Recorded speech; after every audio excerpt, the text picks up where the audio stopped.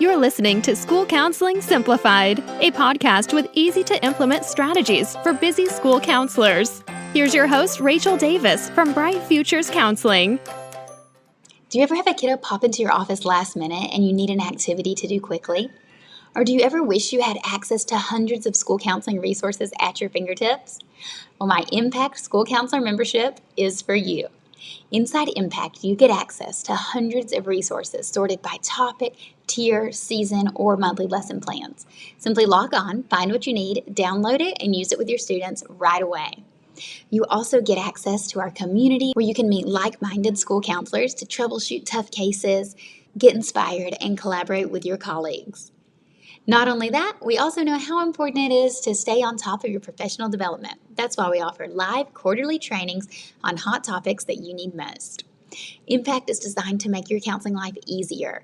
I know you're super busy. That's why I've made it super simple to access everything you need in one place.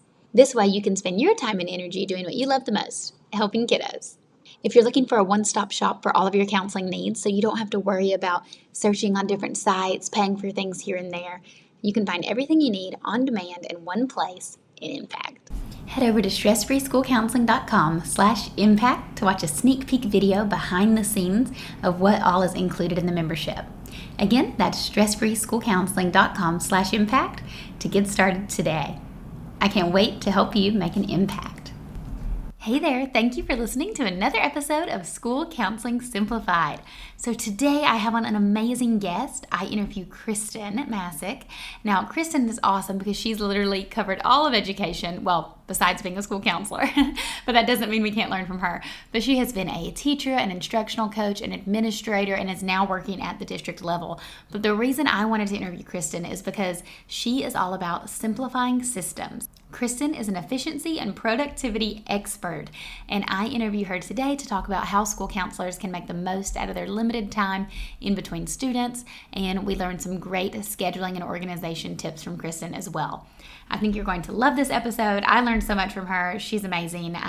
So let's dive right in. Hey, Khristen, how are you? I am doing so well. How about you? I am doing awesome. I'm so glad to have you here. So, as our listeners know, I've been featuring a different guest every month. And I like to bring in guests from all different backgrounds of education, not just school counselors, because I think we have so much to learn from one another. So, I can't wait to have you here with us today. Tell us a little bit about who you are and your background in education.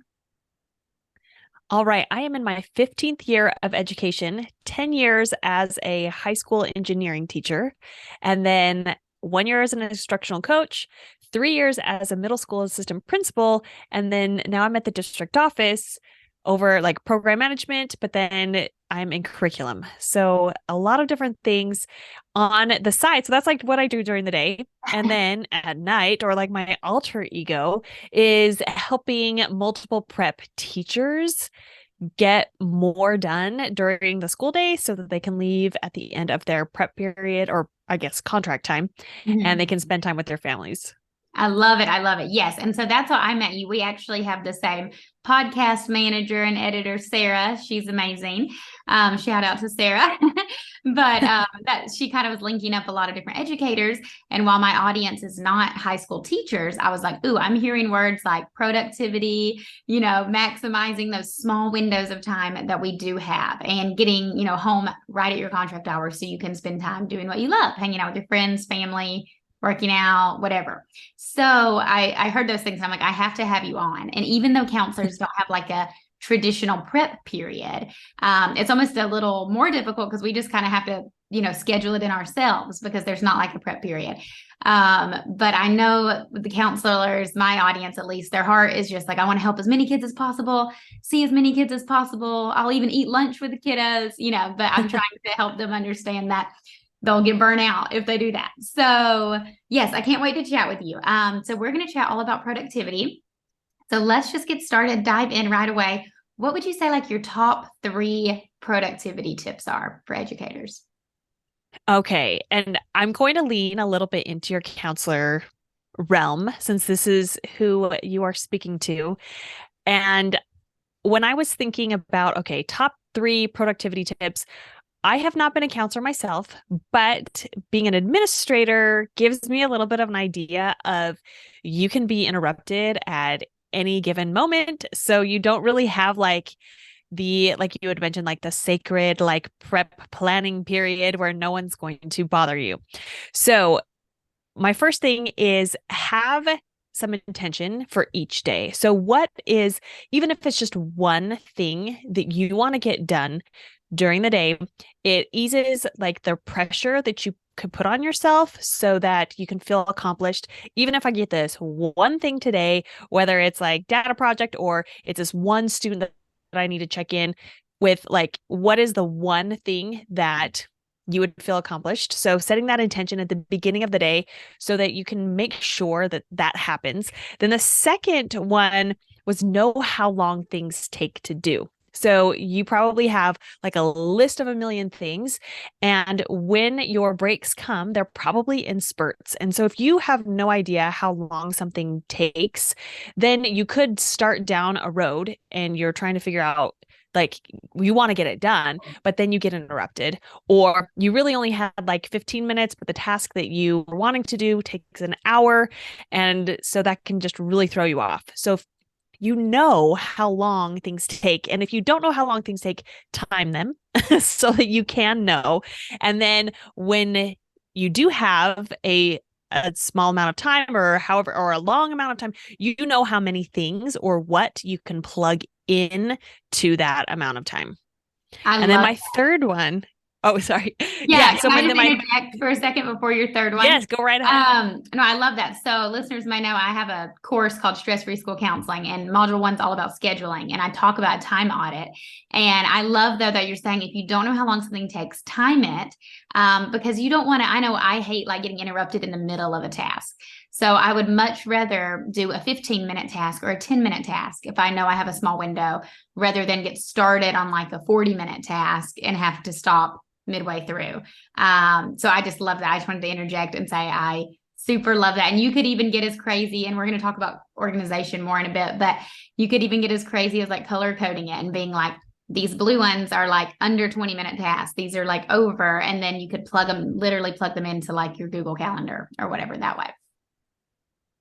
Yeah, that's awesome. And I love that you were saying that you teach this already, like in your course, which is a great way of like, you just learn from the best so that you can figure out, because other people have been, you might not think that other people have been in your shoes, but they have. Mm-hmm. And so if you can grasp like any strategy that's been working for someone else, try it and see if it works for you, and then tweak it to make it work better for you. Yes. Okay. So my last one is kind of like from the business world. So it can kind of do two different things. So my favorite thing to do is to give other people things to do. So instead of me doing it, I can pass it off to someone else. And you probably have secretaries or other people who are highly capable of doing something, taking something off your plate, if they know how to do it, but you don't really have time to train people how to do it. So I love making, in the business world, it's called an SOP, which is a standard operating procedure. So whether you are like taking videos of what you're doing and you're like sending a video to a secretary of this is how I compiled this data, or whatever you're doing, this how you make some labels, like whatever you need to do, if you can do screenshots or videos so that something that could take you a ton of time because you're getting interrupted, but someone else might be able to do it in a smaller amount of time, then pass it off to them. Yes. Oh my gosh, this is so good. And it makes me immediately think of interns. So a lot of our counselors are assigned interns, and I know they want the help, but sometimes they don't know how. It feels like another job. Like I've had an intern before and I was like, oh, I just don't have time to like train my intern. But that defeats the whole purpose, right? They're supposed to be like taking things off of our plate. So, and they want to learn in the process. So I love the idea. If you're doing something already, just get a screen recorder on and like, film what you're doing, or screenshots, whatever. And then you can send it to them, and then you can save it. I have like a SOP bank. Yeah. That I keep everything like this in, of videos just in Google Drive, and they all have a link. So then you can easily find them and send them. So yes, delegate, delegate, delegate. I love that. Such good advice. So And those were my top three. yes, I love it. I love it. And I just told you three, but if you have like, if there was one or two that you were like itching to put in there, feel free. I'm trying to think if there was another one. Well, let me know if something pops in. I think those were my top Okay. top three. I was like, I jotted down some things that I'm like, what would make like the biggest impact for super busy school counselors, because Yes. that is a busy job Yes, that would help them move the needle the most. Yes, I love that. So my next question for you is, as we've talked about, counselors are super busy. They're seeing students through individual sessions, small groups, they're popping in classrooms for lessons. So they may have like small windows of time, pockets of time in between these sessions. How can they make the most out of those times? Well, do they have a task list, or is it something that they're like looking to fill? Oh, well, we kind of talked about already assigning tasks that were previously on a list based on time. So let's say if they're looking for something to fill.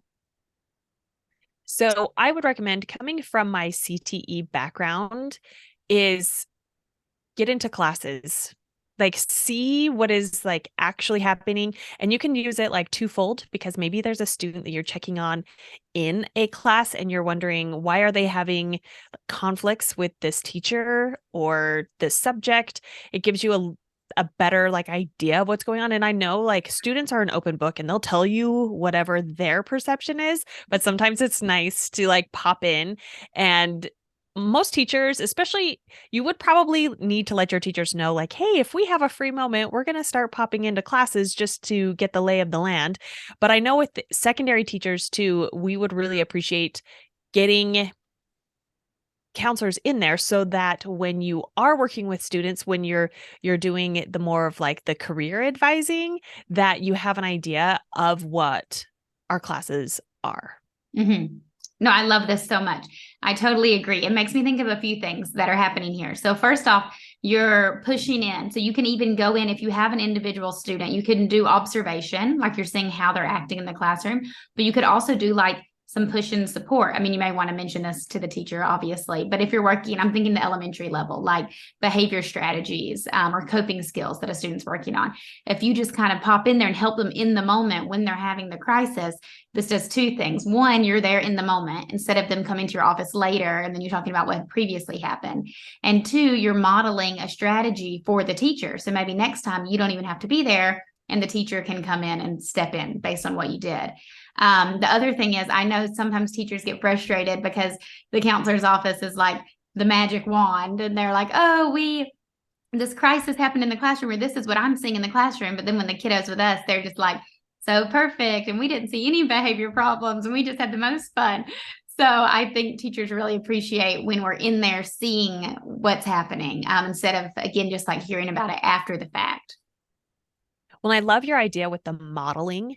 I think a lot of teachers are missing that, because sometimes they use the counseling office as the magic wand. Mm-hmm. Like, Billy is acting up. I need him to go somewhere, so I'm going to send him to the counselor, rather than learning or knowing the strategies that you've been practicing with them. So I can like handle it myself and not have to remove him from the classroom, but be able to keep him in there, because we know that's the best place for students to be, is to be with their peers, to be learning with everyone else and not having this pull out.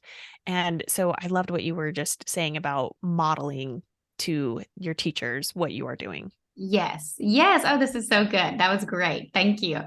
Okay. Last question for you. So as I was saying, before we got started recording, I was telling you a little bit about my audience and how my goal for this podcast is for it to be like commute length. So when counselors are on their way to work, they can really get prepared for their day. So what is something that counselors can start doing today to get more organized? So I know organization is something else that you kind of specialize in. Oh, I think this is like a big question. So something that you can start doing today, I think simply, is clearing off your desk as often as possible. So whether it's like just putting everything like in another like box or bin to sort later, you'll just be like more like ready to tackle everything.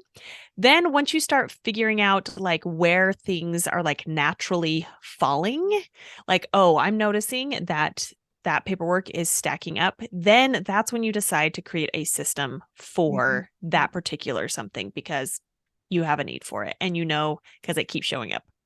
Yes, I love that. Okay, so I said that was your last question, but I have follow-ups based on that. Okay, first up, I feel seen because my desk is always a mess and my desktop is always a mess as well.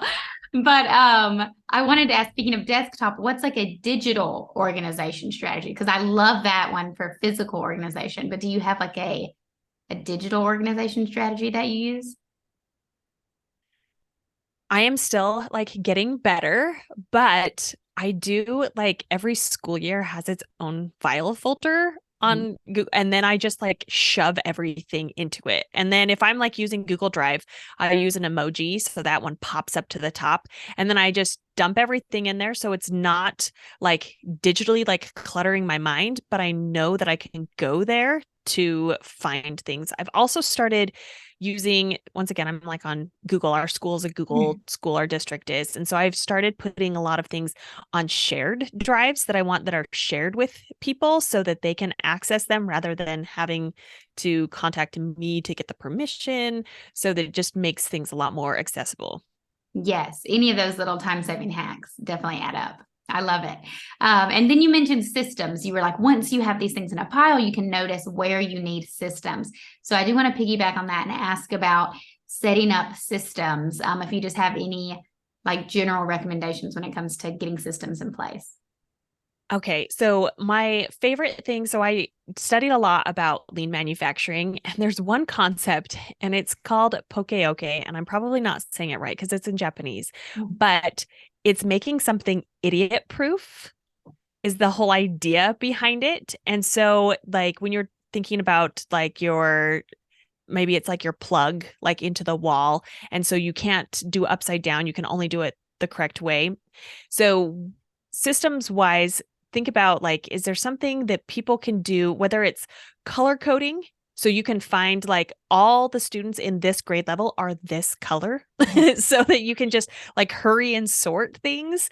You can also like a lot of times, like even printing labels. I know that seems really like it could take a lot of time, but sometimes reading typed rather than like students' handwriting can speed things up.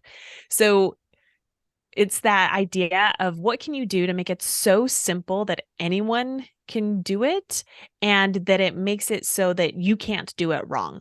Right. I love that. Yes. Oh, that's so good. We'll have to link to that. What did you call it? Lean manufacturing? Lean manufacturing. So it started with Toyota. So when they were like really trying to up their productivity with limited waste. So I can give you a link on that, but I do a lot of my organizational and like planning and everything I base on lean manufacturing. Interesting. Okay. Yeah. I would love to learn more about that. So that sounds amazing. It made me think of just like the simplest thing I was doing yesterday, unrelated to counseling, but I was unpacking a suitcase from a trip, multiple suitcases. And it was like my husband and my kids and my stuff. And the first thing I did was like sort everything into piles. Like before I even started like putting away, like I'm going to grab this out of the bag because I was just running all over the house because there were multiple rooms, things in one bag. So I was like, kids have a pile, I have a pile, my husband has a pile, and then I can sort the piles. So just like the simple sorting technique, I think saved me a lot of time.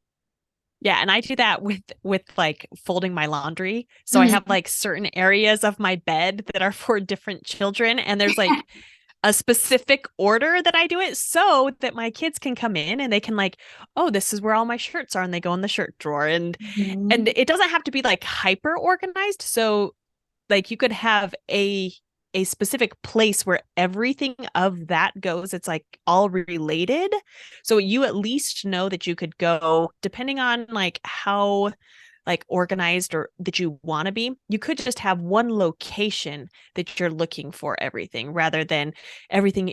You don't have to worry about like everything has to be in its own like special file. If you at least know like everything for this is in this drawer, then that can help you as well be more organized. Yes, like you were saying with the school year folders. So I was joking that my desktop was a mess, but I can always find everything because I use like the search feature on my computer because I am good about naming things. So I'll just search. But I do I've been trying to like sort everything into just 5 like general folders, and then I can search within that folder. So I love it. This has been awesome. Thank you. Like I said, I just love reaching out to, people outside of school counselors. And as a former administrator, you know counselors well. And I just think you were the perfect guest to talk about this topic. So thank you again for coming on today. Well, you're welcome. And I love school counselors. They were like one of my best friends when I was in school. And as an administrator and as a teacher, like you are an untapped resource that sometimes I don't think people realize that are like at the school sites. Mm-hmm. So I love what you guys are doing and keep doing it. Thank you. Yes, I'm always telling my counselors to advocate for themselves and to share how they can support teachers and everything, because I agree, it is an untapped resource. So tell us how the listeners can connect with you. Tell us the name of your podcast and where they can find you if they want to chat. So my podcast name is the Secondary Teacher Podcast. So if you have any secondary friends or if you work in a secondary school, it is specifically for multiple prep teachers. So how to be organized to get more done during your school day. And then I do pepper in some of like best practices, because a lot of times those teachers are so overwhelmed that they don't realize that best practices can also be incorporated into their lessons. And then I hang out on Instagram the most. So it's at Khristen Massic. And I'm sure you'll have a link because my name is spelled kind of funny. Yes, so. I will link to it for sure. No worries. Awesome. Well, thank you so much, Khristen. It was great chatting with you today. Likewise. Thanks for listening to School Counseling Simplified. You can find the links from today's episode in the show notes. If you'd like to connect with Rachel, she's on Instagram and Teachers Pay Teachers at Bright Futures Counseling. Be sure to subscribe to the podcast so you don't miss any episodes of School Counseling Simplified. Talk to you next week.